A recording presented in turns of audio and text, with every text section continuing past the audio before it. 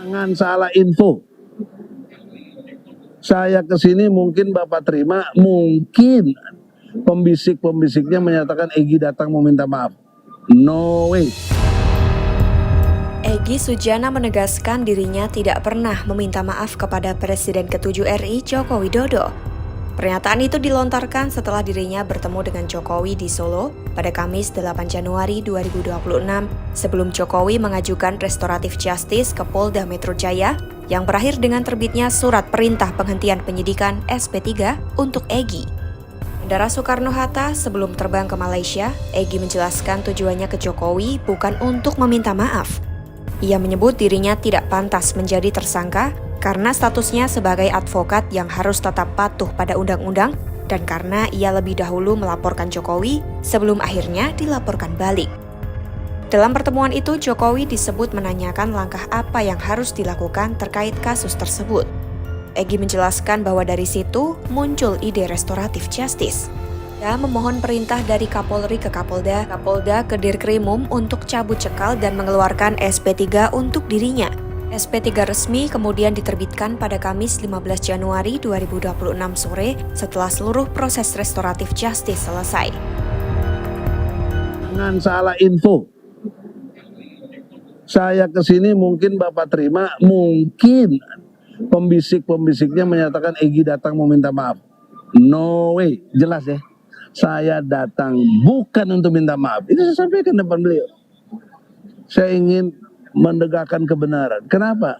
Karena saya tidak pantas ditersangkakan. Saya harus bagaimana? Nah disitulah baru ada RJ itu. Saya minta perintah Kapolri kepada Kapolda, Kapolda kepada Dirkrimum, cabut cekal saya dan SP3-kan saya. Meski begitu, Egy sempat memberikan pujian terkait sikap dan perilaku Jokowi saat ditemui. Ia menilai Jokowi menunjukkan akhlak yang baik dan bersikap terbuka dalam menyikapi kasus tersebut meskipun merasa difitnah oleh tudingan yang pernah dilontarkan. Yang bagus, Pak Jokowi akhlaknya bagus. Dia terima kita dengan baik, padahal dia merasa yang difitnahin. Jokowi sendiri membenarkan ia menerima kunjungan Egy Sujana bersama Damai Hari Lubis di kediamannya di Solo, Jawa Tengah. Jokowi menjelaskan pertemuan itu bertujuan silaturahmi dan bukan sebagai intervensi dalam proses hukum yang sedang berjalan. Ia mengatakan dirinya sangat menghargai silaturahmi yang dilakukan Egy dan Damai. Jokowi enggan memperdebatkan apakah ada permintaan maaf dalam pertemuan itu dengan mengatakan niat baik dalam silaturahmi lebih penting untuk dihormati. Menurut saya ada atau tidak itu tidak perlu diperdebatkan. Karena menurut saya niat baik silaturahmi itu harus saya hormati dan saya hargai.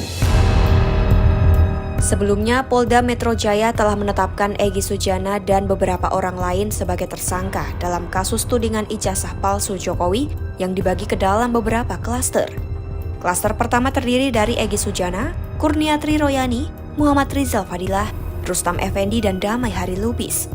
Sementara itu, klaster kedua meliputi Roy Suryo, Rismon Hasiholan Sianipar, dan Tifauzia Tiasuma.